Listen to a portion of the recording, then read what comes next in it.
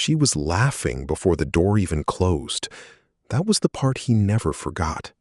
Not the sound of something tearing, not the smell of the wine she deliberately tipped across his back seat, not even the way she looked at him when he turned around. That particular expression, the one that said, "You don't count enough to be looked at directly." What he remembered, years later, when people asked him how it started, was the laugh. The way it came out of her before she'd even fully exited the vehicle.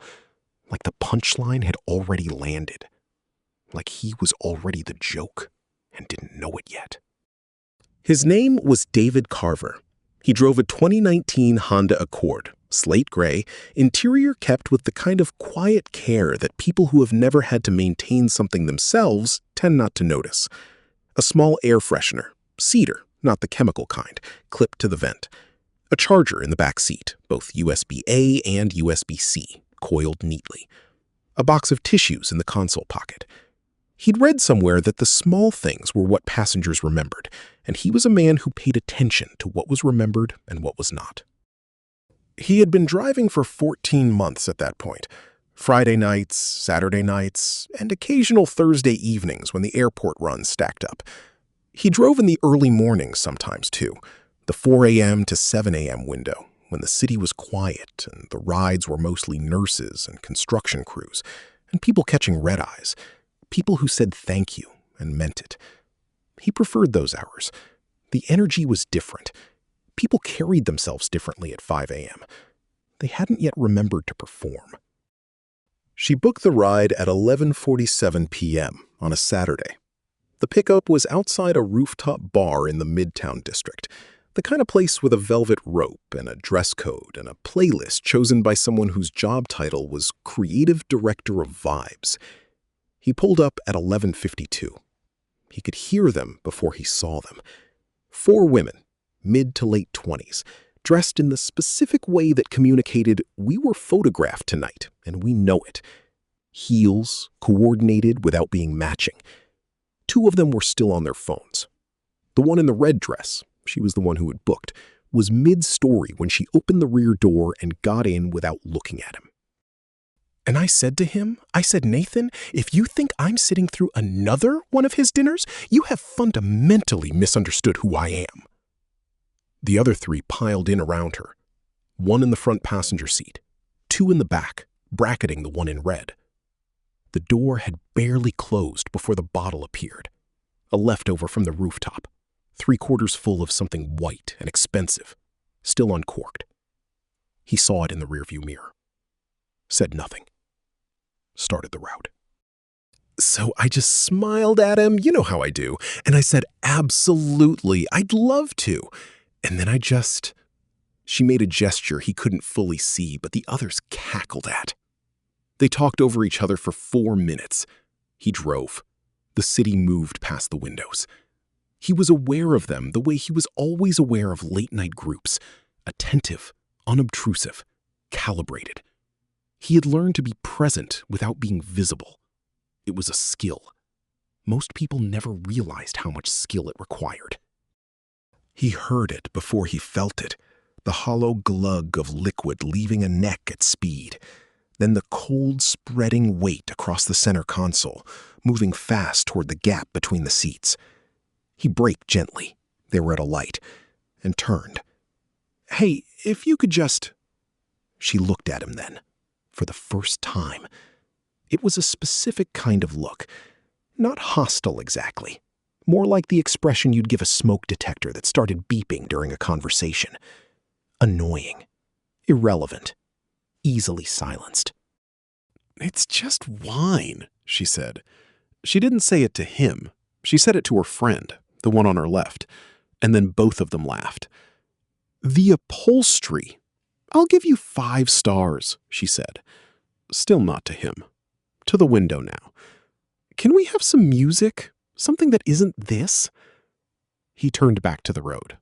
Changed nothing on the radio. The light went green. What he did not do, raise his voice, ask again, pull over. He drove them to their destination, a converted loft building 12 minutes away. And when they got out, she let the door swing wide, wider than necessary, into the concrete pillar of the parking structure beside the curb. Not a tap, a full swing, the edge of the door connecting with the pillar with a sound like a small detonation. And then she pulled it back and let it close without looking at the damage. He sat in the driver's seat for a moment after they walked away. He heard her say it then. The group had moved maybe 20 feet. The one in the red dress, her voice carried, the way voices do when people have been drinking and have stopped monitoring their volume, said, "Oh my God, did you see his face when the wine spilled? Like I'd personally attacked him. It's an Accord, Britt. It's fine." Laughter. Heels on concrete. Gone. He got out of the car, looked at the door. There was a crease in the panel, 4 inches long, just below the handle. Paint scraped through to the primer. He ran his thumb along it once. Then he got back in, opened the app, filed the damage report, took photographs from 3 angles, uploaded them with timestamps, wrote a clean, factual description. Passenger intentionally struck vehicle door against concrete pillar upon exiting. Damage to rear driver side panel.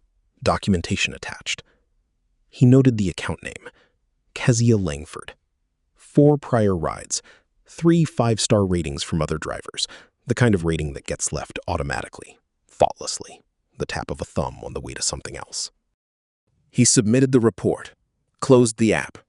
Then he opened a different app, one that was not Uber, one that had no driver interface, no rating system, no star scale from 1 to 5.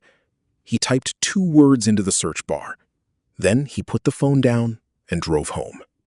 Please let me know in the comments where you are watching today before we continue. I'm always fascinated by how far these tales can go. Don't forget to subscribe to Old Man Dan's Tales if you like strong, poignant tales of treachery, secrets, and unforgettable retribution.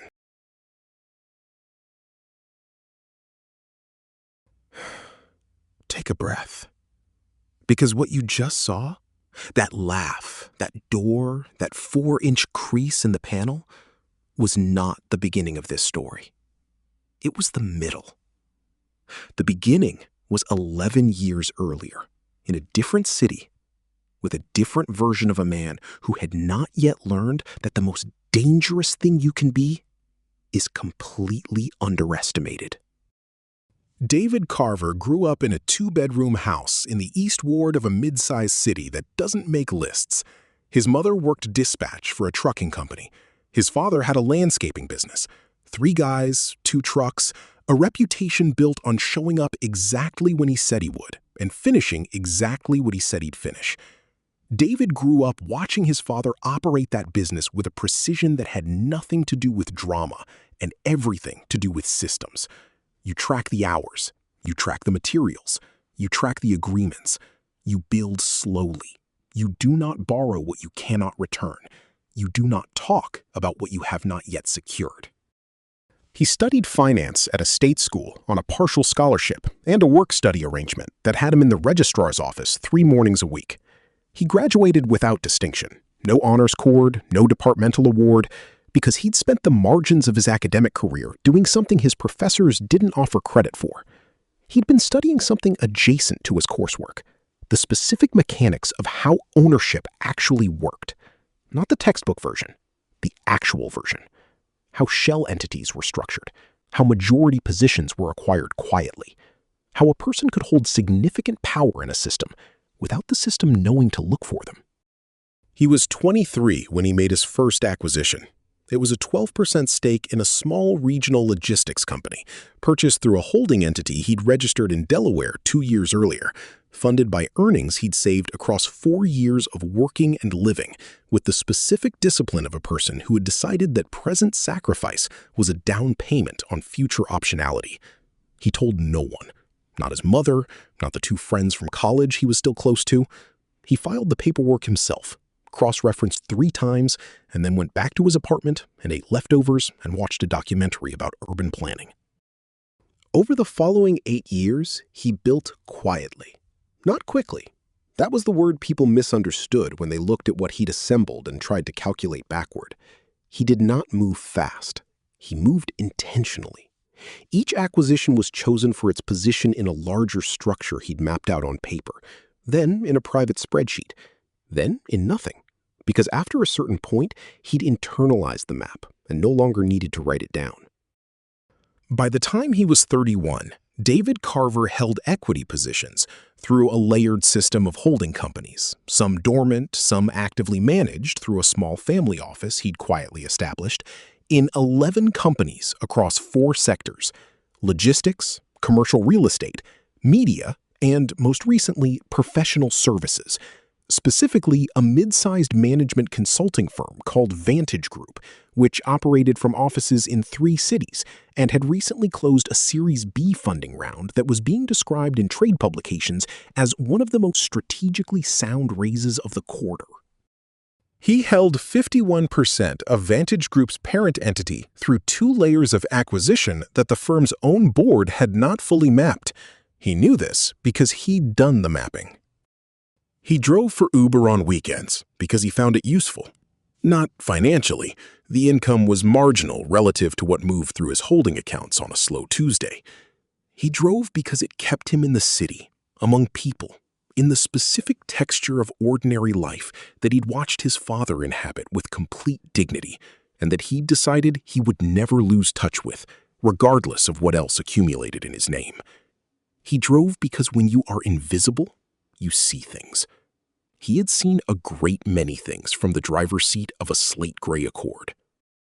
Kezia Langford, he learned from sources that had nothing to do with Uber, was a senior account manager at a firm called Perennial Strategy Group, a boutique consultancy that had recently been shortlisted as a strategic partner for a major contract with Vantage Group.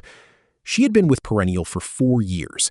She was, by most accounts, genuinely talented, sharp, persuasive, excellent in rooms where she needed to perform competence. She was also, by the account of the one person David asked, a quiet woman named Renee who had worked with Kezia 2 positions ago and now ran operations for one of his logistics holdings, the kind of person who was charming to anyone who could do something for her and indifferent to everyone who couldn't. "She's not mean," Renee had said. "She just doesn't see people who aren't useful." David had nodded, said nothing. The Vantage Group partnership was significant. It was the kind of contract that could reposition Perennial from boutique to major player. The pitch was scheduled for 6 weeks from the night Kezia Langford tipped a bottle of white wine across his center console and let his car door swing into a concrete pillar and laughed about his face on the walk back to her building. 6 weeks. He drove home that night on the same route he always took, parked in the same spot, went inside, sat at his kitchen table, a plain wooden one he'd had for 7 years, 2 chairs, a lamp, a legal pad, and opened his laptop. He pulled up the Vantage Group board file, read through the partnership committee notes, read Perennial's submission again. It was a strong pitch, he'd give them that. Clean structure, reasonable projections, a team bio section that listed Kezia Langford as the lead account manager for the engagement, her photograph confident, and her credentials carefully curated. He closed the laptop. He did not make a decision that night. He was not a man who made decisions under the residue of a feeling. He went to sleep. He woke at 5:30 a.m. He made coffee. He sat with the legal pad for 40 minutes, writing nothing. Then he wrote 3 words. Then he folded the paper in half and put it in the drawer. 6 weeks passed, the way time passes when a person has decided what they're going to do and is simply waiting for the right architecture to present itself. He had the car door repaired. He paid for it out of pocket, through a body shop he'd used before, a man named Curtis who did clean work and didn't ask unnecessary questions.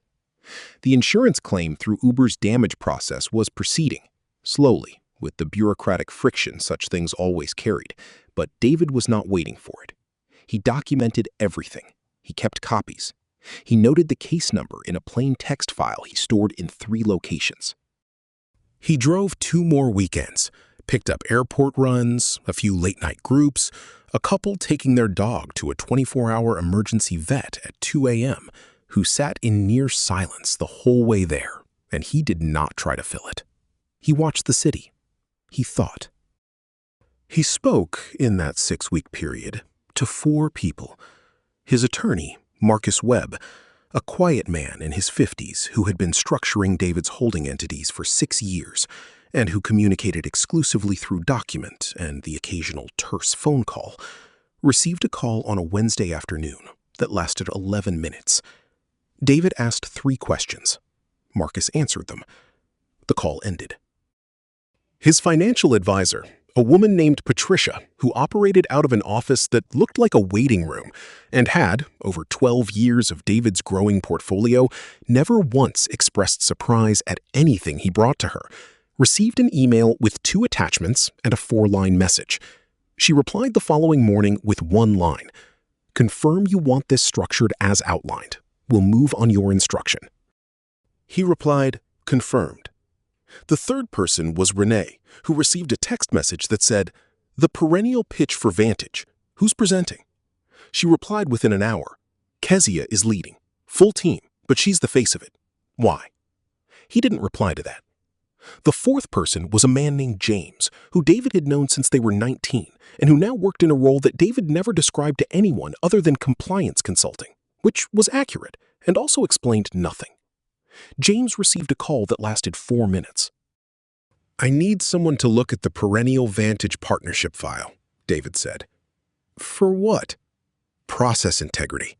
Make sure the submission is what it claims to be." A pause. "That's not unusual. Firms do spot checks all the time." "I know. You want it to look like a spot check. I want it to be a spot check. If there's nothing there, there's nothing there." Another pause. Shorter. "Okay. James? Yeah. Be thorough." The call ended. The Vantage Group pitch was held on a Thursday morning in the firm's primary conference room on the 22nd floor of a building downtown, a room that seated 30, with floor-to-ceiling windows on the east side that pulled the morning light across the table like a slow tide. The room was David's in the way that all of Vantage was David's. Silently, structurally, completely. He was not scheduled to be there. He arrived at 8:47 a.m. He took the elevator to the 22nd floor. He wore a dark navy suit, not bespoke, not flashy, the kind of suit that reads as entirely appropriate without being memorable. He carried a legal pad. He had worn this suit perhaps a dozen times in the last 3 years. He had been in this building 4 times. Nobody on the partnership committee knew his face. That was not an accident. He sat in the back row of observer chairs, a line of 4 seats against the east wall, typically occupied by junior associates who were being trained in presentation assessment. He was the only one in the row. An associate by the door glanced at him, looked at the legal pad, looked away. He had a name badge. It said Carver D, Advisory. He had printed it himself that morning. The Perennial team arrived at 8:55. 4 people, rolling a presentation case, carrying leather portfolios that were not quite as lived in as they were meant to look. Kezia was at the front. She was wearing a slate gray blazer and dark trousers, her hair pulled back, her posture carrying the precise energy of someone who had rehearsed this moment enough times that the confidence had calcified into something very close to real. She did not look at the back row. She sat up at the front of the room, said good morning to the committee members, 6 of them arrayed across one side of the table, made easy, practiced small talk, accepted a glass of water, clicked into the first slide. David sat with his legal pad and wrote nothing. The pitch was good. He watched it with genuine attention, the way he approached most things, not looking for problems, just looking. She was skilled, the structure was clean, the projections were defensible. The team behind her deferred at the right moments and contributed at the right moments, which meant she had rehearsed them too. This was not a person who'd stumbled into this room. This was a person who understood that rooms like this were won before you entered them. He wrote one thing on the legal pad at the 22-minute mark. At 38 minutes, the presentation reached its final slide. Partnership terms, proposed timeline, a single-page summary of the value proposition that was designed to be photographed and remembered. The room's energy shifted to the particular alertness that precedes questions. The lead partner, a woman named Sandra Park, who David had spoken to exactly once by phone, in a context she would not have remembered, leaned forward. "Before we open to questions," Sandra said, "I want to flag something that came through the committee's review process this week. It's a procedural matter. Kezia, this may relate to your team." Kezia's expression did not change. That was a trained response. "Our compliance office conducted a standard integrity review of partnership submissions last week. Routine. We do these for all shortlisted proposals." Sandra opened a folder. "There's a discrepancy in the client reference section of your submission. The engagement listed under the Hartwell account, the outcomes cited don't match the documentation your reference contact provided when we reached out for verification." A silence. It was not a long silence, maybe 4 seconds. But 4 seconds in a room that was previously performing confidence is a very long time. Kezia started. "That reference was... There may have been a miscommunication between..." The contact said the engagement was concluded 18 months before the dates listed in your submission, Sandra said. Calm, not unkind, completely immovable. And the outcome metrics cited appear to be from a different client entirely, which our contact confirmed when we sent them the section directly. The room was very quiet now. Kezia looked at the slide, then at Sandra, then at the folder, then at a point somewhere between all three. "I can explain. The Hartwell account had 2 phases, and the documentation we submitted was for the second phase, which... We have the correspondence with your contact, Kezia. Both sets." Sandra set the folder down.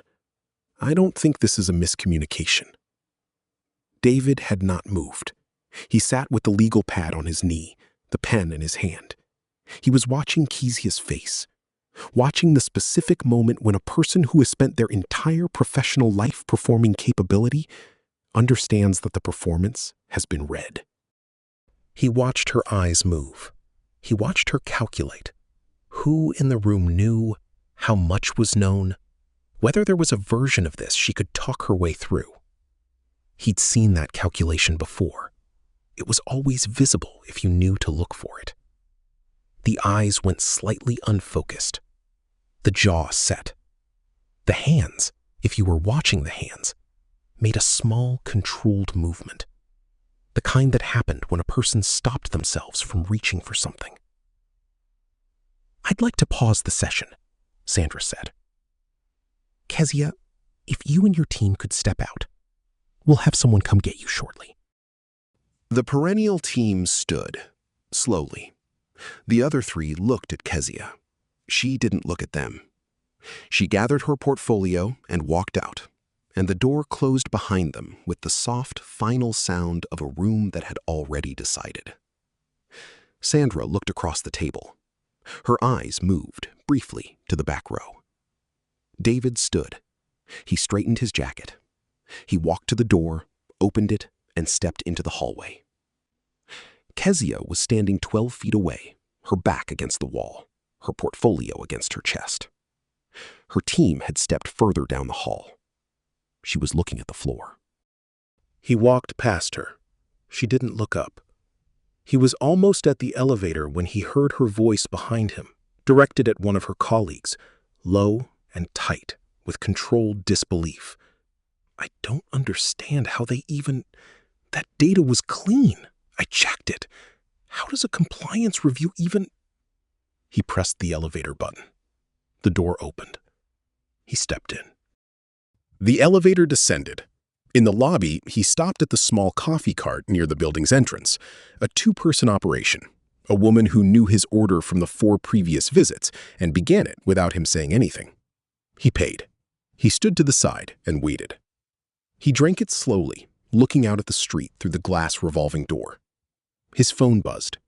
He looked at it. A message from Marcus. "Position filing confirmed. Registrar updated as of 9:04 a.m. today. Let me know if there's anything further." He put the phone in his pocket. He finished the coffee. He set the cup in the bin. He pushed through the revolving door into the morning air and walked to his car. The gray Accord, the repaired door, the crease gone, but the memory of it still there if you ran your thumb along the panel at the right angle. And he got in. He sat for a moment. Traffic moved on the street in front of him. Someone nearby was playing music from a phone. A courier went past on a bicycle, head down, moving fast. He started the car. He drove home the long way, through the East Ward, past the street where he grew up, past the lot where his father's trucks used to park at the end of the day. Two vehicles that always came back cleaner than they left, because that was the standard his father held without ever articulating it as a standard. He thought about the 4-inch crease, about the sound of the car door against the pillar, about, "It's an Accord, Britt, it's fine." He thought about a woman who had looked at a person and seen furniture. He thought about what happens when furniture speaks. The committee's recommendation is to remove perennial from consideration. Full withdrawal, not deferral. The discrepancy was significant enough that there's a professional conduct question they'll be forwarding to the industry body. David was at his kitchen table, legal pad in front of him, a glass of water. And Kezia, specifically? Her name was on the submission as lead. The documentation error appears in sections she authored. It's hers. Okay. You want me to do anything else? No, thank you. He ended the call. He sat for a while. The apartment was quiet. Outside, a car passed. Somewhere in the building, someone was cooking something with garlic. Small, ordinary sounds of a city doing its ordinary work. He opened the drawer next to the table and took out the folded piece of legal pad paper from 6 weeks ago. He unfolded it. 3 words. Let it show. He looked at them for a moment. Then he refolded the paper and put it back. Kezia Langford spent the following 3 weeks in the specific purgatory of a professional crisis that has not yet fully resolved. The industry body notification sat in a queue. Her firm, Perennial's senior partner, a man named Holloway who had championed her 3 years ago and now took 48 hours to return her calls, had placed her on administrative leave pending an internal review. The Vantage contract, which had been Perennial's centerpiece pitch of the quarter, was gone. 3 other firms had already been shortlisted in Perennial's place. She did what people do in these moments. She made calls. She reached out to contacts, to former colleagues, to the curated network she'd spent 7 years assembling, the one she'd maintained with the specific energy of someone who understood that relationships were a form of currency. The calls came back different than she expected. Not hostile, just measured, careful. The warmth had been turned down by about 30%, which is the precise increment by which a professional network recalibrates when someone's value-to-risk ratio shifts. She didn't understand what had happened with the Vantage review. She'd gone back through the submission 3 times. The Hartwell data, she knew what the Hartwell data said. She'd authored that section. She was certain the dates were right. She was almost certain. The doubt, when it arrived quietly, the way water gets into a foundation. She started thinking about the pitch room, the committee, who had been in the back row. She couldn't remember clearly. She'd been focused on Sandra and the table, on the 6 faces that were going to determine the contract's destination. There had been someone in the observer chairs. She remembered a name badge. She remembered dark navy. She didn't pursue the thought any further. There was no reason to. 4 months later, she was working again, a smaller firm, a step back in title, a role that was described in her own language as a pivot, and that felt, in the daily texture of it, like a correction. She was good at the work. She was still good at the work. That was the particular cruelty of a reputation crisis. It didn't remove your competence. It just made your competence irrelevant to the rooms that had previously valued it. She was in a client meeting, a medium-sized commercial property group, a routine account review, a conference room that smelled like carpet cleaner, when her phone buzzed with a news alert. She ignored it. Then it buzzed again. She glanced down. The alert was from a business trade publication.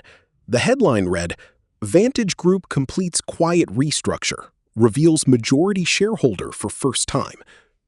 She would not have looked at it. Vantage had become a word that produced a specific discomfort she'd learned to route around. But the subheadline made her stop. Holding entity traced to local entrepreneur and investor David Carver, 33, known until recently primarily in East Ward business circles. She read the sentence twice. Then she opened the article. There was a photograph. It was a standard business profile shot, the kind publications use when they don't have a more dramatic option. A man in a dark suit, steady gaze. The expression of someone who has been asked to perform confidence for a camera and has instead simply looked at it. She had seen that expression before. Not in an article, not in a boardroom. In a rearview mirror. The silence in the conference room registered.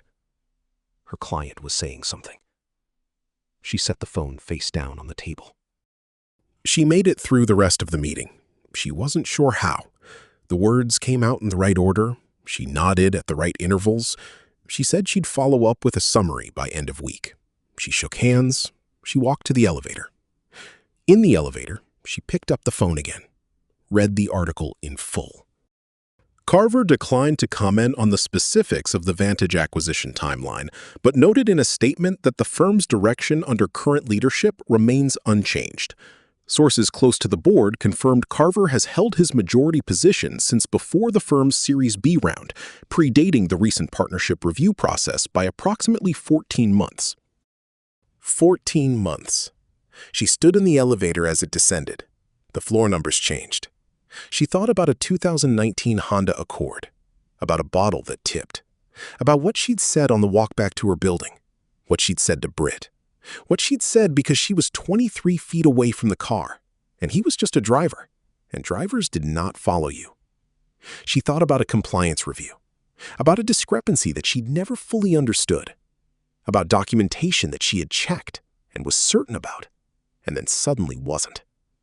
The elevator opened. She walked into the lobby of the building and stood on the pavement outside in the gray afternoon light, and she thought about how long 14 months was, about how many rides she had taken in that time, about whether it was possible to know someone's name when they didn't know you knew it. She took out her phone, pulled up the Uber app, found her ride history, scrolled to 14 months ago. The ride was there, 11:47 p.m., Saturday. Driver, D. Carver. 4-star rating she'd left without looking. A 60-cent tip she'd added automatically. She stood on the pavement for a long time. She sent a message through the business publication's contact form. She did not know any other way to reach him. She wasn't sure she would hear back. She sent it anyway. Mr. Carver, my name is Kezia Langford. I don't expect you to respond. I think you know who I am. I'm not asking for anything. I just want to say, I understand now what I didn't understand then. I'm sorry for the car. I'm sorry for all of it. You didn't deserve how I treated you. I don't think I had a word for what you were to me in that moment. I think the honest word is invisible. And I know that's not something an apology fixes, but I wanted to say it anyway. He read the message on a Tuesday morning at his kitchen table, coffee to the left, legal pad to the right, the ordinary architecture of his ordinary mornings. He read it twice. He set the phone down. He thought about what his father used to say at the end of a job, not to clients, to his crew, just the three of them standing by the truck in someone's driveway at the end of a long day. Do it right, and then let it be. Simple. Absolute. He picked the phone back up. He did not reply to the message. Not because he was cold, not because he was still angry. Anger was a fuel, and fuels burned out, and by the time the article had published, he had already moved on to the next thing, the next file, the next position being quietly established in a sector she would have no reason to look at. He didn't reply because there was nothing left to say that the situation had not already said more precisely than any sentence he could construct. He had wanted someone who saw him before they knew what he was worth. She had looked at him and seen a car and a star rating and a 60-cent tip. That was a kind of answer. Not a cruel one, just a true one. And he had learned from his father that you did not argue with true things. You simply let them show you where to go. He was at his daughter's school play that evening, her first, a 15-minute pageant about weather systems that she had been rehearsing at home for 3 weeks and that she performed with the specific seriousness of a 7-year-old who has decided this matters. He sat in the 3rd row. He filmed it on his phone with the same care he brought to everything. He laughed at the right parts. He clapped loud. Afterward, she ran to him in the parking lot, still in her costume, a blue felt cloud with cotton on the edges, slightly lopsided now. And he caught her and lifted her, and she said, "Did you see me? Did you see me?" And he said, "I saw everything." He drove them home in the gray Accord, the repaired door, the cedar air freshener, the charger in the back seat, coiled neatly. She fell asleep before they were out of the school parking lot. He drove through the East Ward, past his father's lot, past the house, past the long, ordinary geometry of streets that had not made him and had not broken him, and had simply been there, like weather, like morning, like the quality of attention a person brings to small things when they have decided that small things are worth the bringing. He had never needed them to see him. He had only ever needed to see clearly. The question I want to leave you with has nothing to do with whether justice was served. It has nothing to do with whether the Hartwell documentation was actually flawed, or whether a man decided to illuminate something that was already there and let it fall where it fell. Here is the question.